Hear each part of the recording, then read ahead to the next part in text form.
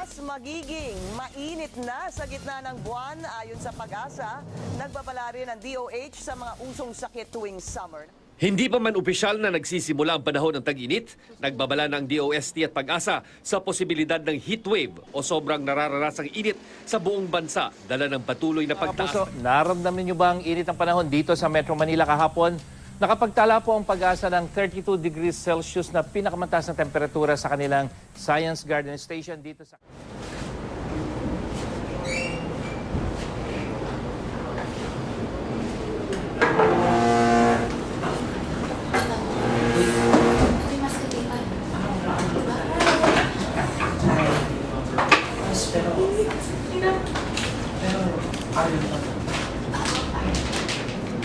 Friend, don't you know this? It's been hotter and hotter every day.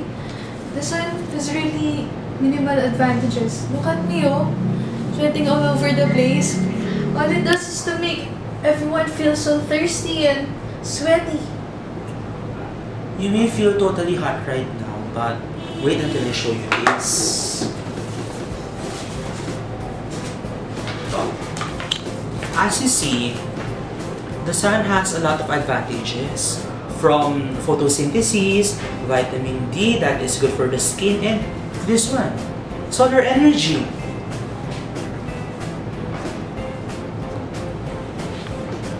Okay, tell me more about this solar energy thing. Okay, so as you see, solar energy is the energy provided by the sun. Solar comes from the Latin word which means sun. This kind of energy is considered as one of the cleanest types of energy because of the vast amounts of energy that is made freely available if harnessed by modern technology. Amazing! Why don't you tell me about more of the advantages of the solar energy? Okay, let us start with what is the most obvious. Solar energy is indefinitely renewable. Solar power can be used to generate electricity. It is also used in relatively simple technology to heat water, and hence, the solar water heaters.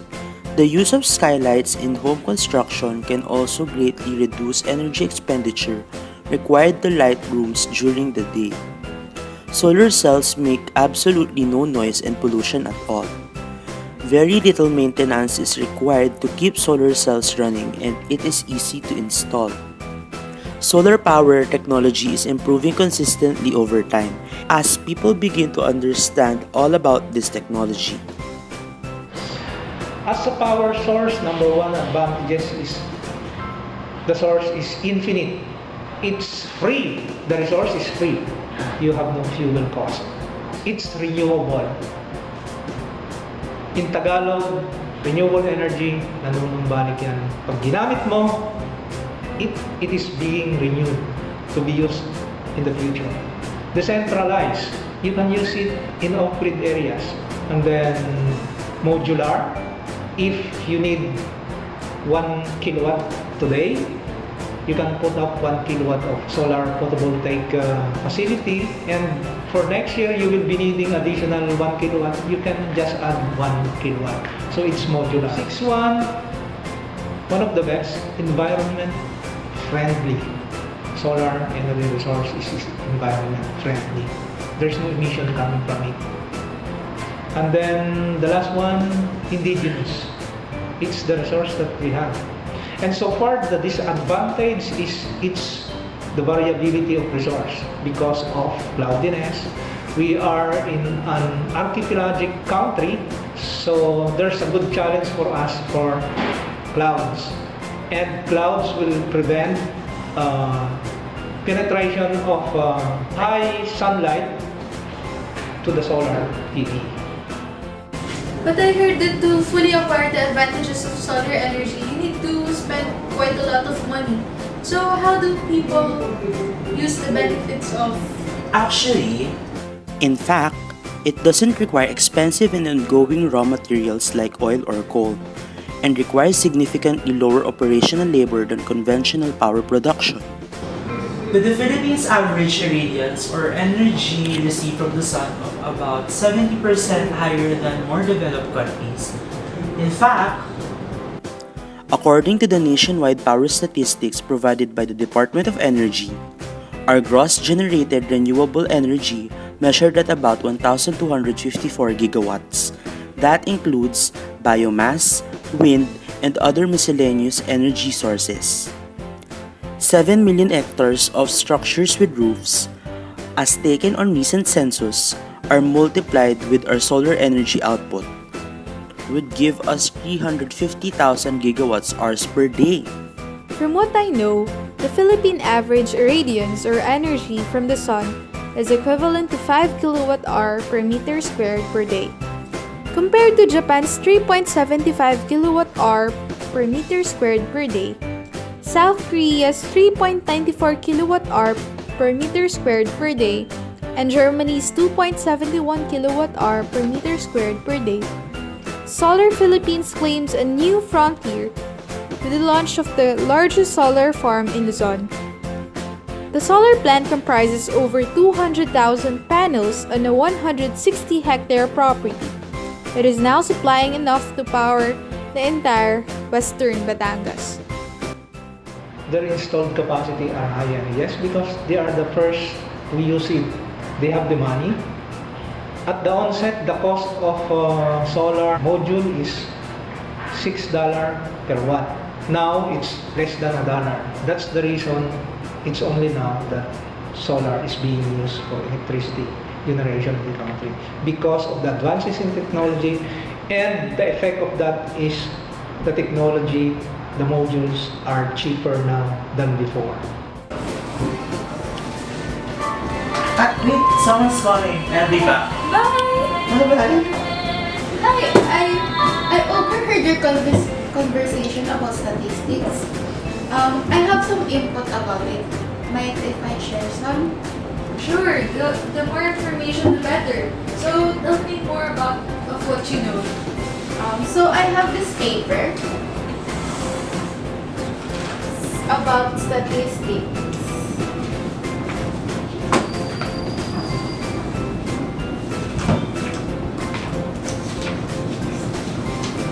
So, as you guys can see, According to the study, the National Renewable Energy Laboratory showed that because the climate of Philippines is characterized as monsoonal, solar resources may vary between the dry season and the wet season. And in addition, presence of mountain ranges makes the place drier and covers more sunshine compared than other land type or terrain. Hey, is that the NREL tab? Look at this. Then, Did you know that an NREL study shows that an average of 5.5 kilowatt-hour per meter squared per day of power can be generated at Negros Island, thus can be one of the best locations for a solar farm. Well, look at this.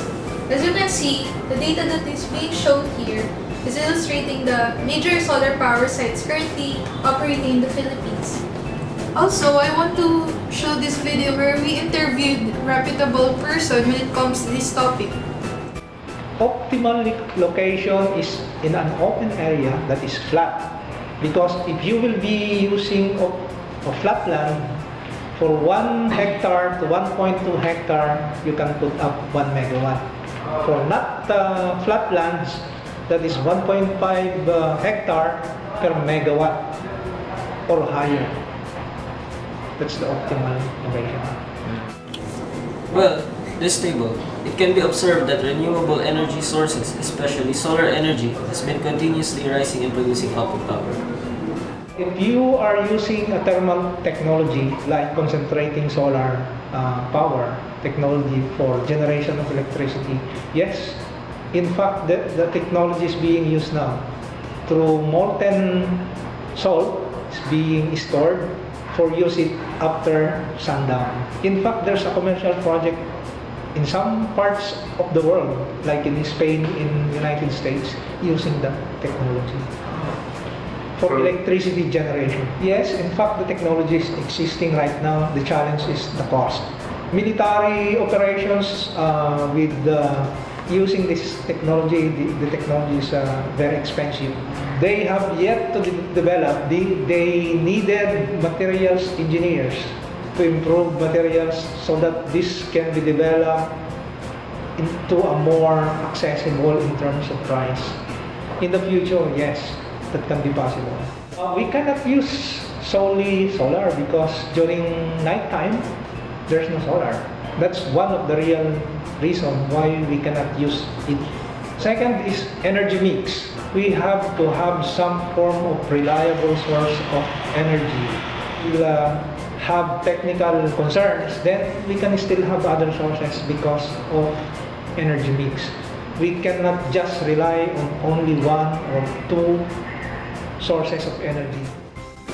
But how can we extract the energy from the sun? Because it's obvious that appliances will work with the direct sunlight. Yes, about that, as I told you earlier about selenium, When sunlight hits a metal like selenium, the electromagnetic radiation is absorbed into it.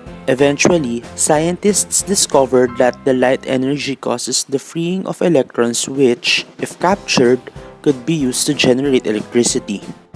Also, it may go in a few different ways. They could be in the form of photovoltaic cells, solar water heating, solar thermal technology, solar heating and cooling, and passive solar heating. Photovoltaic systems, panels made from a material that uses heat and light to shake electrons loose and create an electric current wherein it is called the photovoltaic effect. Silicon or germanium is used as the light-striking crystals for the photovoltaic cells. In the atom, absorption happens as a photon strikes an electron if the energy is very low. If the photon's energy is high enough, the electron it strikes will be energized to a higher energy orbital slot, leaving a vacant orbital slot behind. The continuous process produces current. Aside from photovoltaic cells, solar heating is also applied wherein it provides less expensive way to ensure a structure or building's overall thermal performance. The application of solar energy can be divided into 4 types: passive, thermal, photovoltaic, and concentrated solar. look at this. This is an example of such innovation, a solar orb. Oh yes, I saw that in a show that I was watching last week. Another great innovation is the solar balloon. It gains buoyancy when the air inside is heated by the solar radiation, often with the help of a black material which is contingent to its buoyancy. It has also been favorable for its reduction of electricity bills, diverse applications, and low maintenance costs and technology development.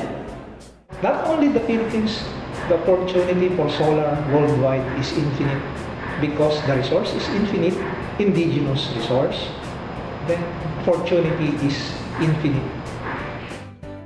Let's look forward to what's the next store in solar energy. Guys, the information is rich. I learned more about the statistics, history, and importance of solar energy.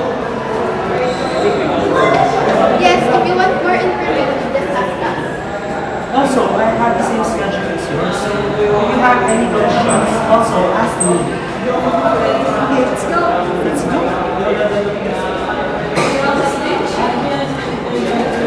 Ay, sila ang tayo.